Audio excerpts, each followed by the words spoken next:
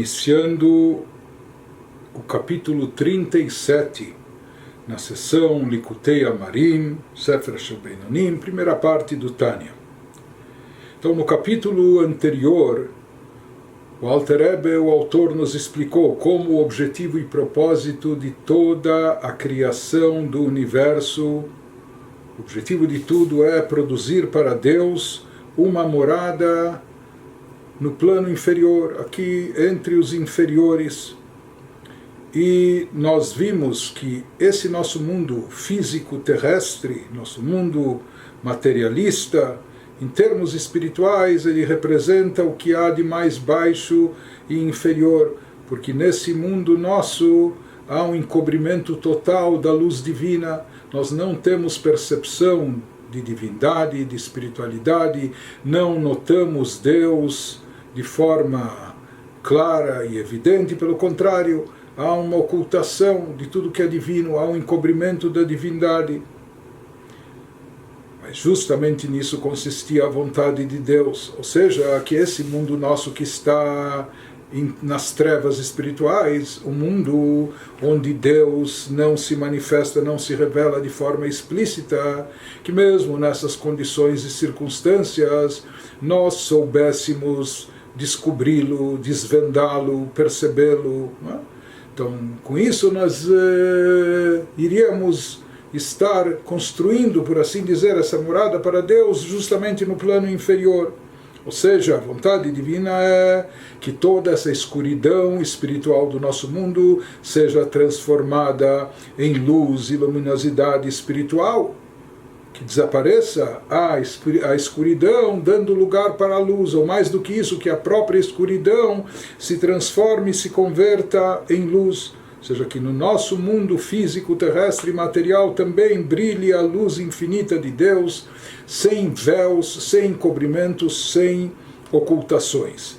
Quando nós vamos atingir esse objetivo, quando vamos chegar à reta final, etc., então se diz que isso vai se manifestar, ou seja, quando nós vamos atingir, quando vamos saber que atingimos essa meta, no momento da chegada de Mashiach, na era messiânica e especificamente na ressurreição dos mortos, que então nesse instante de fato vai se manifestar toda essa luz divina no mundo físico terrestre nosso, isso vai estar de forma evidente, de forma explícita.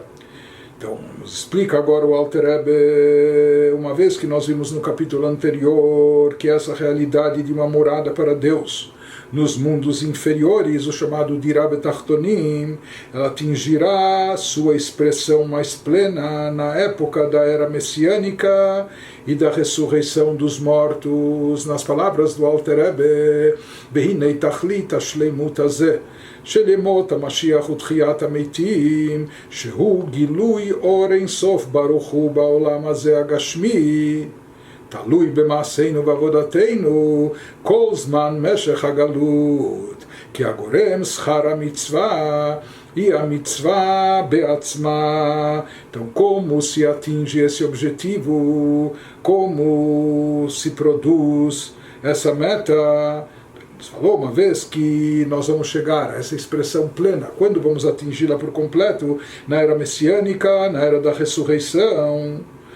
Então vai haver essa revelação da abençoada luz infinita dentro desse mundo físico. Daí nós vamos perceber de forma muito tangível, até palpável, a divindade aqui no plano físico e terrestre. Como obtemos isso? Como chegamos ou chegaremos a isso? Nos esclarece o Alter Rebbe que tudo isso depende de nossos atos agora, a prática das mitzvot e do nosso serviço espiritual, que isso consistiria na oração, na nossa forma de se conectar a Deus, ou seja, tudo isso que nós vamos obter de revelação divina, que vai se manifestar na era messiânica, na ressurreição, tudo isso depende dos nossos atos práticos agora, implementando as mitzvot, cumprindo os preceitos, e também do nosso serviço espiritual através das tefilot, das preces e orações. Tudo isso que é feito ao longo de todo o período de exílio. durante toda a Galut, isso que a gente vem fazendo é exatamente o que vai preparar, é o que vai desencadear, causar a revelação dessa luz divina extraordinária que vai estar manifesta quando o Mashiach chegar. Então isso é o nosso trabalho que vem sendo feito e acumulado durante todos os anos de Galut, que de forma gradual e cumulativa eles neutralizam as forças da Klipá, as forças do campo contrário, a chamada Klipá. A Klipá significa casca, aquilo que encobre sobre o fruto, aquilo que encobre e oculta a divindade, o chamado reino das Klipot. Então, na verdade, durante todo esse período nós estamos descascando o mundo, descascando as crostas, camadas e cascas que envolvem o mundo, impedindo que se manifeste a luz divina, ocultando a revelação de Deus. Isso seriam as klipot, e através dos nossos atos de mitzvot, e através da nossa elevação, através do serviço divino, com isso nós vamos descascando, eliminando essas klipot e permitindo, ou seja, preparando o terreno para que esse mundo, permitindo que esse mundo se torne uma habitação para Deus. O que significa? Como já explicamos, Deus é onipresente, Ele já está por toda parte desse mundo, só que Ele não está revelado e de forma evidente. Numa moradia, na casa, é o lugar onde o ser, a pessoa se encontra à vontade, ele é quem ele é, ele pode se vestir de uma determinada maneira quando ele sai, ou socialmente, quando ele está com amigos, ou quando ele está no seu trabalho, no seu escritório, onde a pessoa se encontra revelada na sua essência, como ela realmente é, na sua moradia, na sua habitação. Isso é o significado dessa metáfora, fazer desse mundo terrestre uma morada para Deus, ou seja, que Deus esteja aqui de forma revelada e manifesta. Ele já está aqui onipresente, mas que esteja de maneira evidente. Isso nós falamos se produz através dos atos das mitzvot, conforme o dito dos nossos sábios, porque a recompensa por uma mitzvah é a mitzvah. O que isso significa? Que o que causa a recompensa por uma mitzvah é a própria mitzvah. E nós já vamos ver o significado disso. Então, de acordo com a explicação que o Alter Rebbe nos dá aqui, essa revelação da luz divina infinita que vai ocorrer no futuro, vai se manifestar no mundo terrestre, é uma recompensa pelo cumprimento das mitzvot.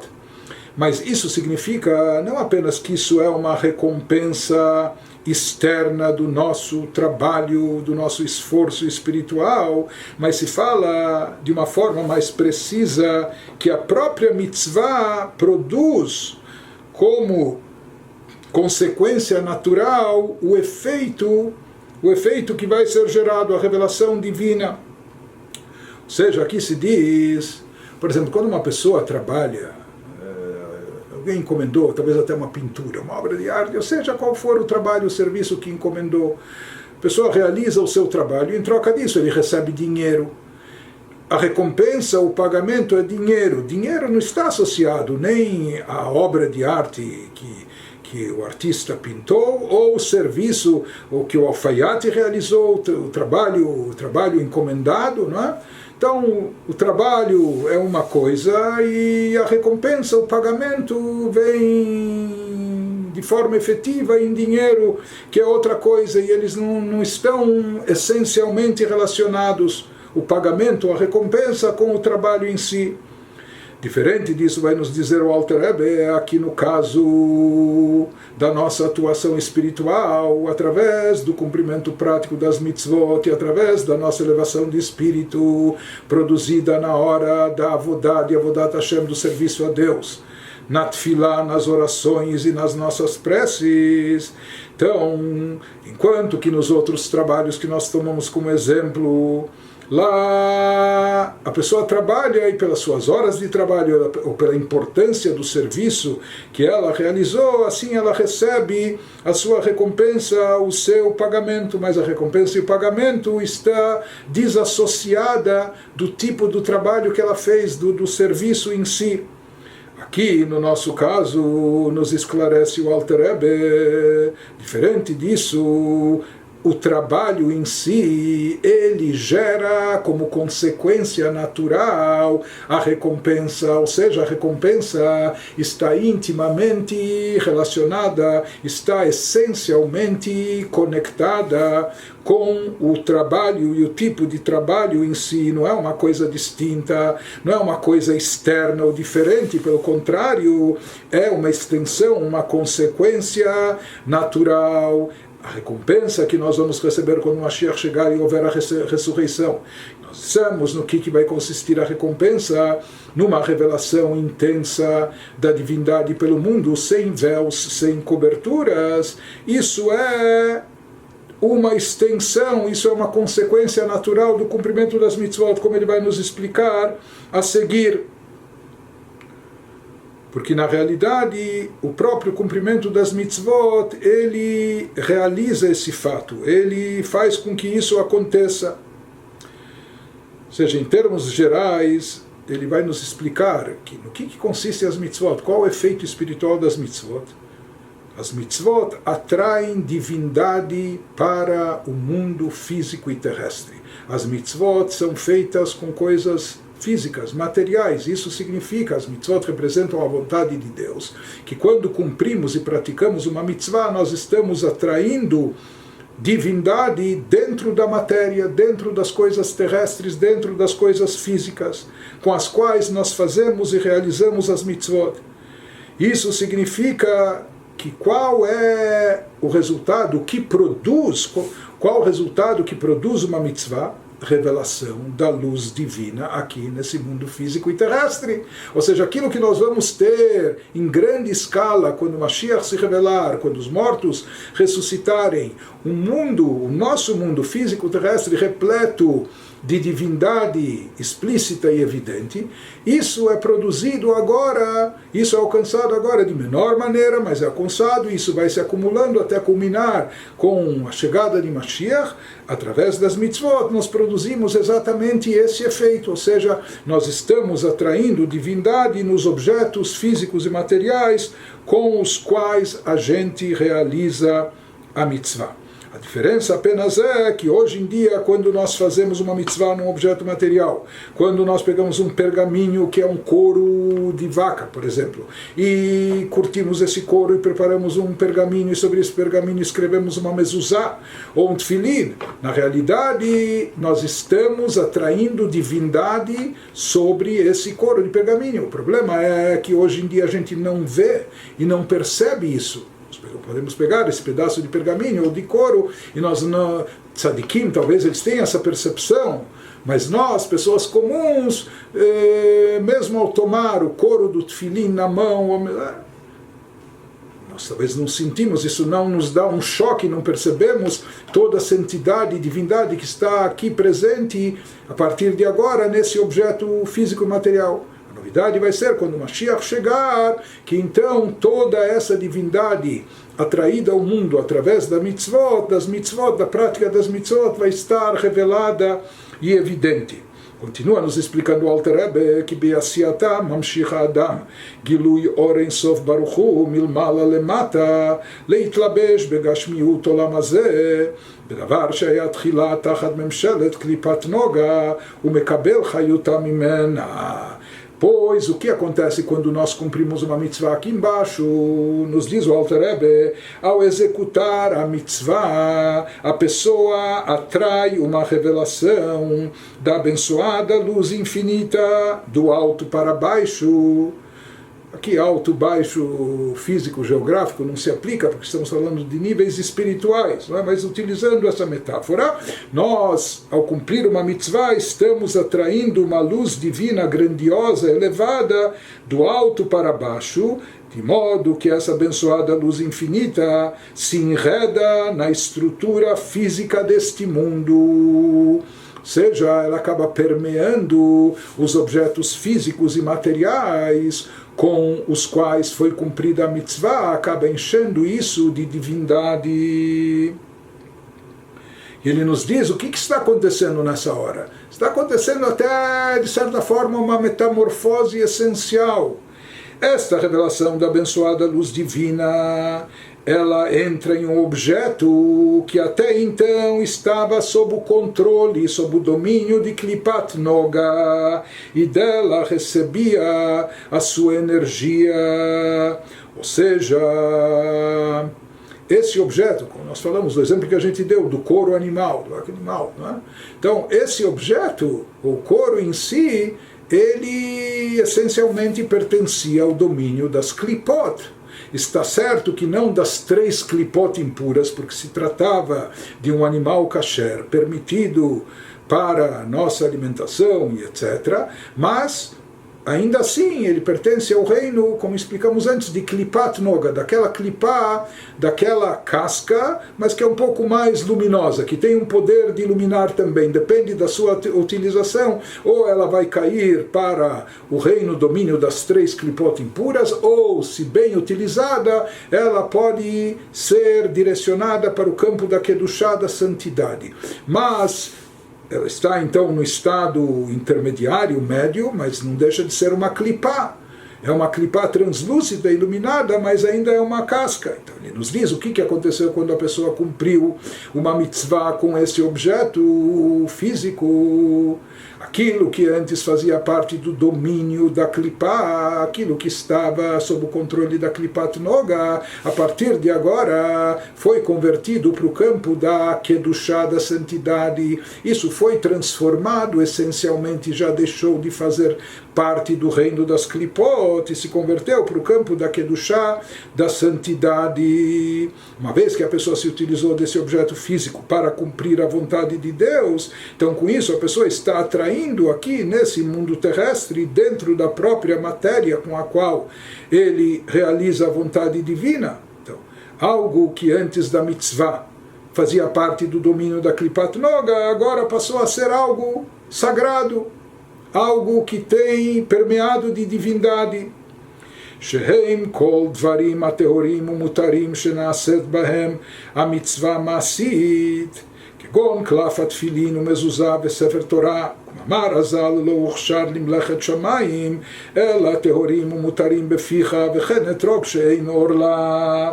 Ele nos fala, isso tudo fazia os objetos físicos com os quais a gente cumpre a mitzvah. Fazia parte do reino, do domínio da Klipá, ou Klipat Noga. Então, lembrando que aquilo que já vimos outras vezes, que a Klipat Noga controla todas as coisas ritualmente puras, aquelas coisas que, de acordo com a Torá, são consideradas pura e kasher, com as quais é possível cumprir as mitzvot práticas. Porque se algo for do domínio das 3 klipot impuras, ou algo que é catalogado na Torá como não kasher, Deus me diz, quer dizer, se a pessoa utilizar couro suíno ou couro de serpente para nisso fazer um tefilin, uma mezuzá, ele não vai cumprir nenhuma mitzvah, não vai produzir nenhum efeito, porque isso, a mitzvah só pode ser feita, como nós vimos, de coisas que são permitidas pela Torá e que, portanto, não estão vinculadas às 3 klipot completamente, definitivamente impuras, mas sim a klipat noga, aquela klipá ainda que possui uma luz. Então, essa klipá controla todas as coisas ritualmente puras e kasher, com as quais é possível cumprir as mitzvot práticas, tal como, e agora ele vai nos dar um exemplo de cada um dos reinos. Então, se a gente tomar no reino animal o pergaminho sobre o qual podem ser escritos os textos do Tfilin, Mezuzá, ou mesmo até de um rolo sagrado da Torá, conforme ensinaram os nossos sábios de abençoada memória, assim a gente encontra no Talmud, só são próprias para o trabalho do céu as espécies ritualmente puras, ou seja, todos os objetos de mitzvot, eles têm que ser provenientes daquelas espécies que pela Torá são consideradas puras, aptas, kasher, para o uso, para a utilização, e o que é permitido à tua boca, ou seja, se tratando do reino animal, apenas aqueles animais que são chamados kasher, aqueles animais que nós podemos comer, apenas deles pode-se utilizar alguma coisa com a qual a gente faça o serviço de uma mitzvah. Não somente no reino animal, ele nos dá aqui também um exemplo do reino vegetal.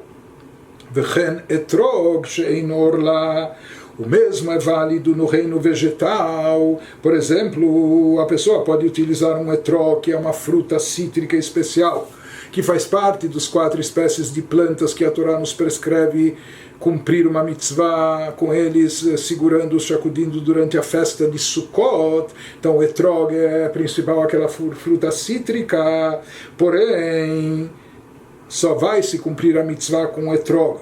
Ou seja, o etrog até uma fruta kasher, que pode ser ingerida. Tem gente que faz geleia de etrog depois da festa de Sukkot, né? Mas com uma condição, desde que ele não seja orlá. O que significa orlá? Um fruto de árvore nos 3 primeiros anos após o plantio, proibido por injunção bíblica. De acordo com a Torá, mesmo frutas, e todas as frutas de forma geral são kasher, são permitidas. Porém, uma fruta nos 3 primeiros anos do plantio por um Yehudi é considerada orlá, ela não pode ser comida ainda. Ou seja, não é que tem restrições aqui de kasher, não é como um animal impuro, uma comida não kasher, mas aqui está associado com o tempo, com o timing, uma árvore plantada por um Yehudi, os frutos que ela rende nos primeiros 3 anos estão interditados, isso é chamado de orlá.